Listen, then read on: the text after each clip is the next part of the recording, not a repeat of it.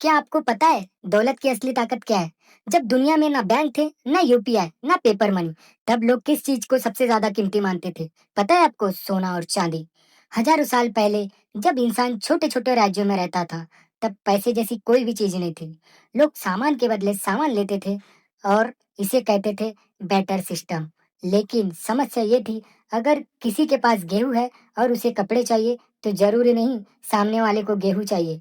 तब इंसानों ने खोज की ऐसी चीज की जिसकी कीमत हर कोई माने, और फिर दुनिया की नजर पड़ी गोल्ड और सिल्वर। क्यों चुना गया गोल्ड और सिल्वर को? क्या आपको पता है? क्योंकि ये दोनों मेटल्स अलग थे। ये जल्दी खराब नहीं होते, इन्हें आसानी से बनाया नहीं जा सकता था। ये चमकदार थे, और सबसे जरूरी, हर कोई इन्हें कीमती मानता था। धीरे धीरे राजाओं ने गोल्ड और सिल्वर के कॉइन बनाना शुरू किए। एक राजा जितना अमीर, उसके पास उससे ज्यादा सोना। गोल्ड बन गया था पावर ऑफ सिंबल, और सिल्वर बन गया था हर दिन के व्यापार का हिस्सा। राजाओं की दौलत पुराने समय में, राजा अपनी ताकत सेना से नहीं, अपने खजाने से दिखाते थे। महलों के अंदर सोने के कमरे, चांदी के बर्तन और खजानों से भरे तहखाने होते थे। जब युद्ध होते थे, तो सैनिकों को सबसे पहले दुश्मन का गोल्ड लूटने कहा जाता था, क्योंकि उन्हें पता था जिसके पास जितना गोल्ड, उसके पास उतनी ताकत। दुनिया बदलने लगी, समय बीतता गया, देश बड़े हुए, व्यापार बड़ा हुआ, और फिर आया पेपर मनी। लोगों को कहा गया, आपको इस कागज के पीछे सरकार के पास उतना ही गोल्ड रखा जाएगा। यानी उसकी असली कीमत गोल्ड ही तय करती थी। अब आपको मैं बता दूं इसे कहते क्या थे। इसे कहते थे गोल्ड स्टैंडर्ड, सबसे बड़ा मोड़।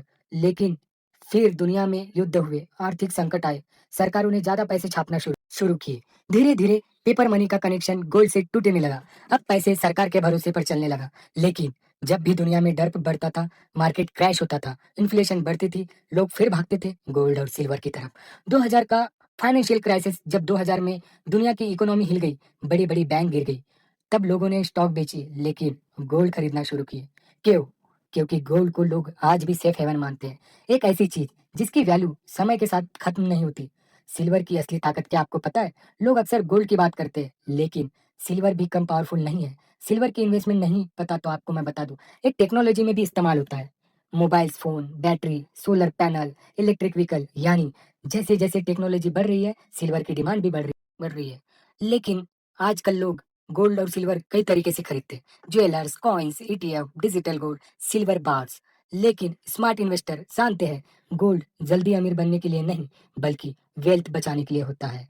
दुनिया बदल गई, करेंसीज बदल गई, सरकार भी बदल गई, लेकिन हजारों साल बाद भी गोल्ड और सिल्वर की चमक कम नहीं हुई, क्योंकि ये सिर्फ मेटल नहीं, ये इंसानों का भरोसा है। अगर पूरी दुनिया की इकोनॉमी हिल भी जाए, तो लोग आज भी सबसे पहले खरीद गोल्ड और सिल्वर। आप गोल्ड में इन्वेस्ट करना पसंद करते हो या सिल्वर में? कमेंट में जरूर बताइएगा। अब विदा लेते हैं आपसे, धन्यवाद।